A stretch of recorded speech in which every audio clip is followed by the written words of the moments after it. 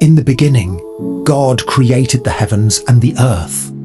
But the earth was formless and empty. Darkness was over the surface of the deep, and the Spirit of God was hovering over the waters. And God said, "Let there be light," and there was light. Now pause right there. This happened on day 1. On the 4th day, something strange happens. Then God said, "Let there be lights in the firmament of the heavens." And God made 2 great lights, the greater light to rule the day, and the lesser light to rule the night. He made the stars also. So here is the question that has puzzled millions of readers for centuries. If God created light on day 1, why did he create lights again on day 4? What was the light of the first day? If it was not the sun, what was it? And why does the Bible make such a careful distinction? This is not a small detail. It is the key that unlocks the entire chapter. The first light in Genesis chapter 1, verse 3, has been interpreted in different ways. Some take a literal view.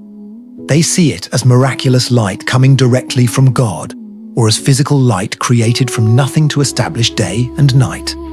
But critics argue that this view can create tension with modern science and may confuse metaphor with physics. Others see the light symbolically. They connect it to God's presence, to goodness, or even to Christ as the light of the world.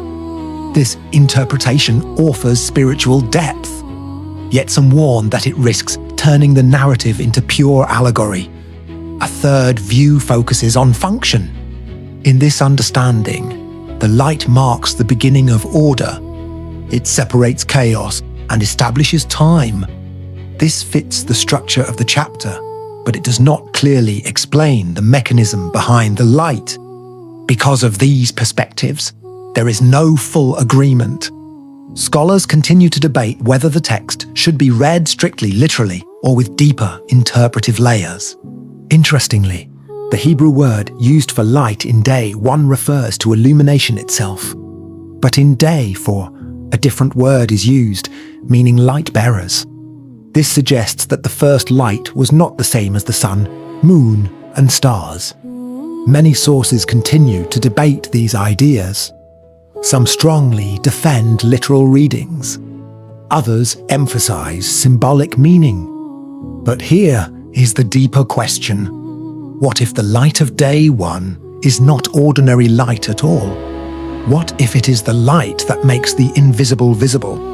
What if it is the command that calls the unseen into the seen? What if it marks the moment when what was dematerialized becomes material once more? Indeed, the first light is not the same as the fourth light. Genesis chapter 1 verse 2 says, "Now the earth was formless and empty, and darkness was over the surface of the deep." Formless, empty. Now think about that for a moment. No matter how shapeless something looks, no matter how zigzag or irregular, it still has some kind of shape. We may say it is not well formed. We may say it is distorted. But we can still describe it. But here, the earth is described as formless and empty. Why? Because it could not be seen. The only thing we truly call shapeless is something invisible, like the human soul. You can't assign a shape to it. So the earth existed, but in a condition that was not visible, a kind of dematerialized state. And that raises an important question. What could have caused the earth to become like that? Genesis chapter 1 verse 1 says, "In the beginning God created the heavens and the earth." That sounds complete, ordered, finished. But then, in Genesis chapter 1 verse 2, the earth is formless and empty. Something changed. It became that way. The material world appears to have become immaterial. And this is not without biblical pattern. In Revelation chapter 20 verse 11, John says, "Then I saw a great white throne and him who sat upon it, from whose face the earth and the heaven fled away. And there was found no place for them. They fled away." They existed no more.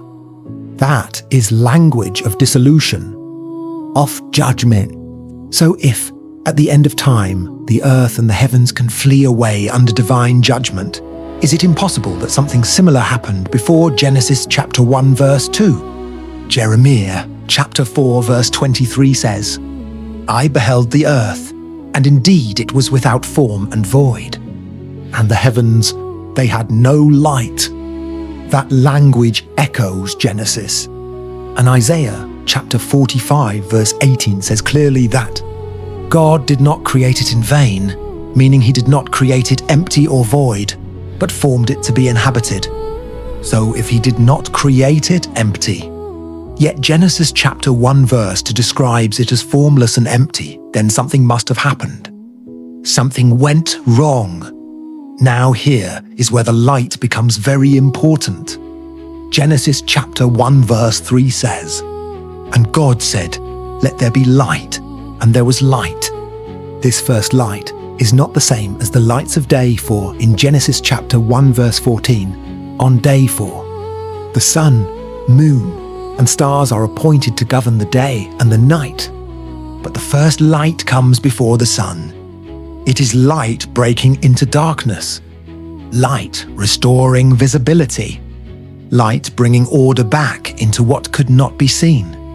It is restoration light. And this is not just about the ancient world.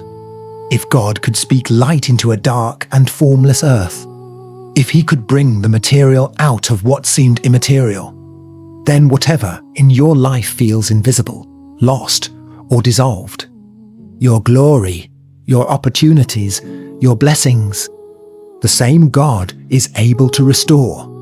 He is able to bring back into visibility what seems to have disappeared. He is able to make tangible what feels intangible. The God who restored the earth is still the God who restores lives, and he will restore you back to your glorious estate. And that is the hope woven into Genesis chapter 1. Thank you for watching.